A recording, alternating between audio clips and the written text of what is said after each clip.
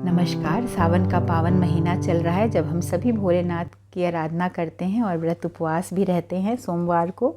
तो आज भी सोमवार है और आज मैं लेकर आई हूँ 2 प्रकार की फलाहारी मिठाइयों की रेसिपी। एक हम बनाने जा रहे हैं मखाना बर्फ़ी।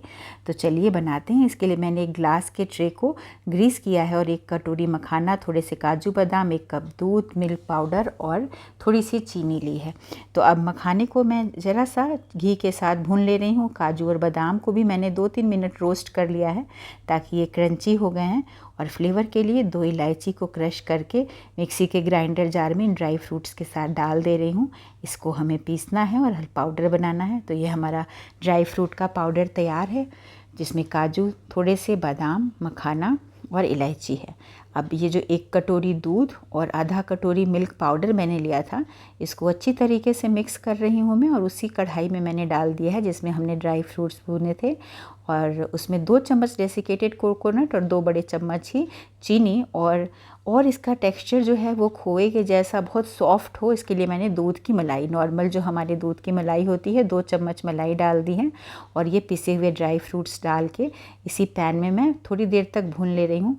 तो ये थोड़ी देर में ये मखाना जो है अच्छी तरीके से दूध को एब्जॉर्व कर लेगा और बहुत थिक हो जाएगा। बस वो ग्रीस की हुई ट्रे में इस मिक्सचर को हमें जमा देना है। थोड़ी देर ही हम इसको रेफ्रिजरेट करेंगे, लगभग 1 घंटे तक, थोड़ा ये नॉर्मल टेम्परेचर पे आ जाए तो। और ये बहुत ही हेल्दी, स्वादिष्ट ये हमारी मखाना बर्फ़ी बन करके तैयार होगी। थोड़े देखने में भी ये खूबसूरत लगे, इसको मैंने थोड़ा पिस्ता बादाम की कतरनों से सजा दिया है। और बस ये जैसे ही नॉर्मल टेम्परेचर पर आया, मैंने इसको 1-2 घंटे के लिए रेफ्रिजरेट किया। 2 घंटा मैंने इसको फ्रिज में रख दिया और देखिए कितना अच्छे तरीके से प्रॉपरली बर्फ़ी कट रही है। तो ये बहुत ही हेल्दी फलाहारी बर्फ़ी है, पर हेल्थ से भरपूर है। और ये देखिए देखने में भी काफ़ी अच्छी लगती है। तो आज सावन का सोमवार है, बहुत सारे लोगों ने आज उपवास किया होगा, तो ये रेसिपी जो है उनके लिए बड़े काम की है। हेल्थ के साथ साथ टेस्ट भी है इस रेसिपी में। तो ये मखाना की बर्फ़ी की एक रेसिपी मैंने आप सभी के साथ साझा की, जो आप व्रत उपवास में बना सकते हैं। देखिए इसका टेक्सचर कितना सॉफ्ट है, स्मूथ है, और ये खाने में तो बेशक बहुत ही टेस्टफुल लगती है। तो ये बर्फ़ी हम बगैर व्रत के भी बना सकते हैं। चलिए अब हम दूसरी बर्फ़ी बनाते हैं, फलाहारी बर्फ़ी, जिसे हम साबूदाना बर्फ़ी कहेंगे।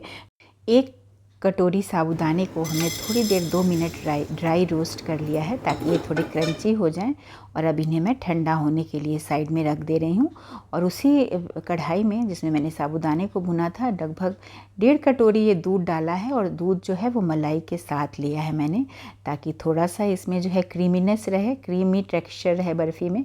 बहुत फ़ाइन पाउडर मैंने देखिए ये मखाने का कर लिया। अगर आप बहुत फ़ाइन नहीं पीस पाते हैं तो इसको थोड़ा सा चलनी से चाल लीजिए।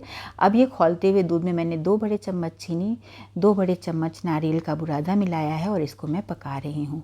तो ये बहुत आसान सी बर्फ़ी है। और फ्लेवर के लिए मैंने थोड़ा सा केवड़ा जल डाला। अगर आप व्रत में नहीं डालते हैं केवड़ा जल या गुलाब जल, आप गुलाब जल भी डाल सकते हैं। अगर नहीं खाते हैं तो बेशक आप अवॉइड कर सकते हैं।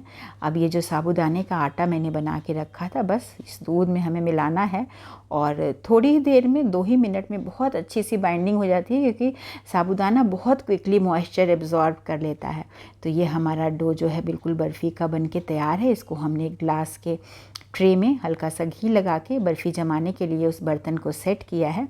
और बस इसको हम थोड़ा सा प्रेस करके एक शेप दे देंगे। और हार्डली ये भी बर्फ़ी 1 या 2 घंटे में बहुत अच्छी तरीके से सेट हो जाएगी। नॉर्मल टेम्परेचर पे 1 से 1.5 घंटा, फ्रिज में डालेंगे हम तो 45 मिनट में ही ये बर्फ़ी बहुत अच्छे से जम करके तैयार हो जाएगी। और बहुत टेस्टी, बहुत सिंपल इंग्रेडिएंट्स हैं, मात्र 2 या 3 चीज़ों से, घर में उपलब्ध चीज़ों से हम ये बर्फ़ी बना सकते हैं। देखिए साबूदाने की खीर, साबूदाने की खिचड़ी, ये सारे फलाहारी आइटम बहुत कॉमन है और हम बनाते ही रहते हैं। मेरी मानिए, इस बार सोमवार के व्रत में साबूदाने की ये बर्फ़ी बना के देखिए और अपनी प्रतिक्रियाओं से मुझे ज़रूर अवगत कराइए। देखिए इसका टेक्सचर कितना स्मूथ और कितना अच्छा ये इस बर्फ़ी का टेक्सचर आता है, और खाने में तो ये बेशक लाजवाब है ही। तो बहुत आसानी से ये बर्फ़ी हम बना सकते हैं। तो मुझे उम्मीद है आज की दोनों फलाहारी रेसिपीज़ आप सभी को पसंद आएगी। आज सोमवार का दिन भी है जिसमें बहुत सारे लोगों ने उपवास किया होगा। तो ये देखिए कितना अच्छा इसका टेक्सचर है, सॉफ्ट और स्मूथ, और टेस्ट तो बहुत ही अच्छा है ही। और दोनों बर्फ़ियाँ बहुत ही आसान है बनाने में, कोई भी जो है बहुत ही ताम झाम या बहुत सारी चीज़ों की आवश्यकता नहीं है। तो आप बनाएं और मुझे बताएं आपको ये रेसिपीज़ कैसी लगी।